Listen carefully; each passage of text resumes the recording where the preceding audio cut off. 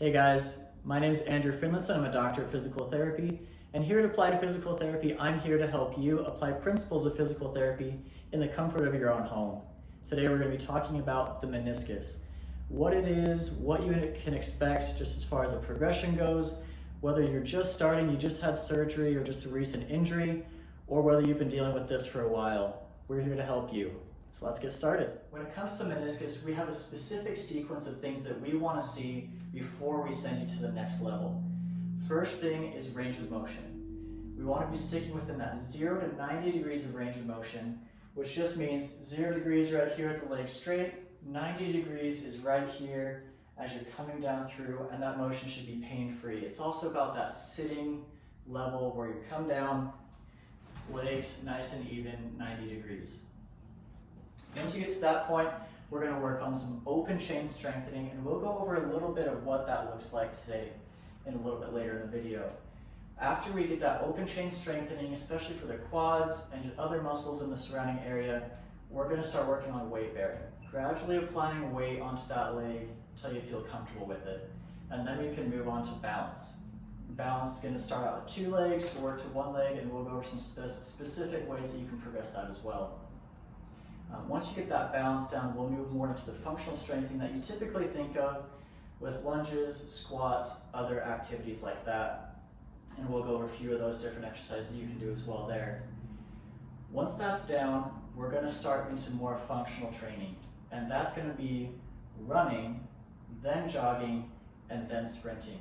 And we'll explain that a little bit on later in the video because that can be a little bit counterintuitive to what you typically think would happen. After that, we're going to go into more specific training for your sport or your activity that you love. Now, before we get started, we need to know what a meniscus is. So the meniscus has 2 pieces of cartilage that sit just underneath the femur and just above the tibia or that shin bone. And what it does is helps to distribute the forces of compression as we're walking, jumping, running, or doing any other type of daily activity that involves weight bearing. So with these 2 discs that we have right up here, it helps to distribute those forces in a loop pattern as you go. And that's going to be especially as you're standing, as you're bending, you're going to have high loads of compression. Another thing that we really want to look at with the meniscus is also the proprioceptive aspect of it, which just helps you to know where your knee is, where your body is in space. So with those in mind, let's get started. The first things we're going to look at is range of motion, especially from that 0 to 90 degrees, and then open chain strengthening. In that range of motion, that just includes a straight leg and the knee coming up to that 90 degrees. And we want to stay within that range because past 90 degrees, we get high levels of compression on that meniscus. So what you can do to increase that range if you're in the early stages of rehab is with a strap or a towel or a belt, whatever you have access to, you're able to put that around your foot and glide it up, hold it for a while at that end range, not to be too painful, but just a good stretch, and then come back out.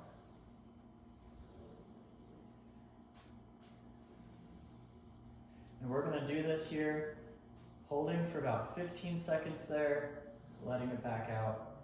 Just that level of discomfort, not intense pain. And again, staying within that 90 degrees, that's about the limit right there. Once that's set, and that motion's good, we're going to work towards open chain strengthening. And what that entails, especially in this, is that seated position, not in standing, working that leg through that range of motion, that 0 to 90 again, and then really hitting that, focusing on the quad, and sometimes even, especially at that early stage, try not to extend all the way, keep it even just a little bit bent, keep all that motion right through the quad.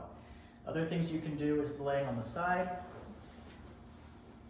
and working that hip abduction, other supporting muscles of the hip and the quad, just coming through, straight leg raise. All of these are going to be beneficial for those early stage meniscus injuries.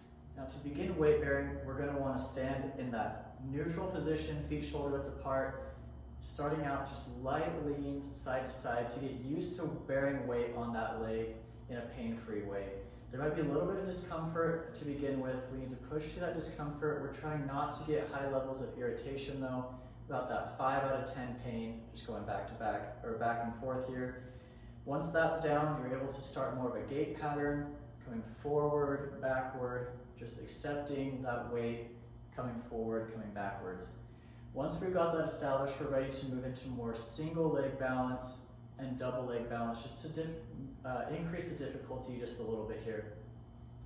What we're gonna do, since we've already got that weight bearing here, start out just close together. As you get to hold that, once you get to about that 30-second range comfortably, you're able to move foot forward, 30 seconds, one foot in front of the other, or just right in row, good staggered tandem stance right here. Once you get that for 30 seconds, we're able to transition more into that single leg balance as just standing as is. With this, there's different ways that you can increase the difficulty. One is closing your eyes, and what that's gonna do is just increase the level of proprioception forces that go through the meniscus. That proprioceptive is, again, that knowing where your body is in space. So we really want to pay attention to that as well as we come through here. Closing your eyes is going to make things more difficult, so definitely if you're doing this at home, make sure that you have a chair or something nearby just in case your balance starts to go out. Another thing we're going to want to be able to do is change the surface type, and you can do that either in your home by using a pillow, a couch cushion. If you have a foam pad, you can do something like that, laying that down, and that's just going to challenge the body a little bit further into using different strategies. Ankle strategy, hip adjustment, and knee just stabilization throughout that whole motion. You can even at home, if you're not able to do that, standing on a carpet's going to make it more difficult than a hardwood floor, or even just taking off your shoe will make a difference there. You're also able to do different activities, whether that's putting one arm out, the other arm out, leaning forward, leaning backwards, is all going to make that more difficult. So if you're trying to train your balance, that's a good place. Next thing you want to be working on is that functional strength training, and that's what you typically think of with the squats and lunges. Now there's a few things that we're going to want to be looking at in these motions. The first is that you're coming down and staying within that 0 to 90 degree range of motion and making sure that that's a pain-free motion. If you're only able to come down to that 45 degree angle and come back up, that's okay.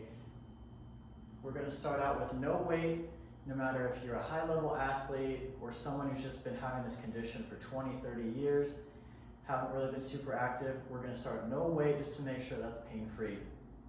Now as you're coming down, the other thing we want to look at is that the knees aren't caving in. We're staying them outright, we're pointed towards the feet.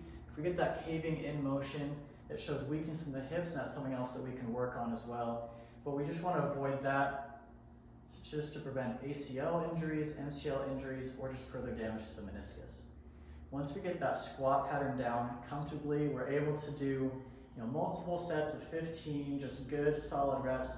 We're able to move more into that lunge, coming down, coming back up again, trying not to get that knee coming in as we come down and back up. We're going to move into more functional training, which is that running, jogging, sprinting motions. Now this is where it gets a little bit counterintuitive, because typically you think, oh, well, we're going to start out with jogging, ease into motion, but no, not with this. We're going to start out with running. And I say that because when you run on the balls of your feet. And what that does is it allows for the calf to absorb some of that motion as well as the quad. So that way, when you're landing on the ball of your foot, you get that shock absorption. If you're landing on your heel, which typically happens in that jogging motion, you land on your heel, that shock that happens goes right up through your tibia and into that meniscus. And that's what we're trying to avoid, those high compression forces. So if we can go into running first, about 70%, 60%, good pace, that's what we're looking for. One thing to consider with all of this is we're trying to avoid inflammation. So if after these activities you're having a lot of inflammation, scale it back. We're trying to avoid any of that chronic inflammation that can be affecting us long into the future. So just be careful with the progression. That's where a doctor comes in handy as well, just having that supervised training. So now that you're comfortable with running and jogging, we start sprinting. And what we're looking at here is a 10-yard ramp up, a 50-yard sprint, and a 10-yard slowdown. And what this allows for is just a gradual increase of momentum and speed without that sudden start and sudden go, or sudden stop, that increases the compression force through the meniscus and through the joint, and that's what we're trying to avoid. And again, rule of thumb, if you're having that inflammation, scale it back, gradually progress yourself and take care of that knee. When in doubt, don't beat up the knee. We're looking for long-term results rather than the short term.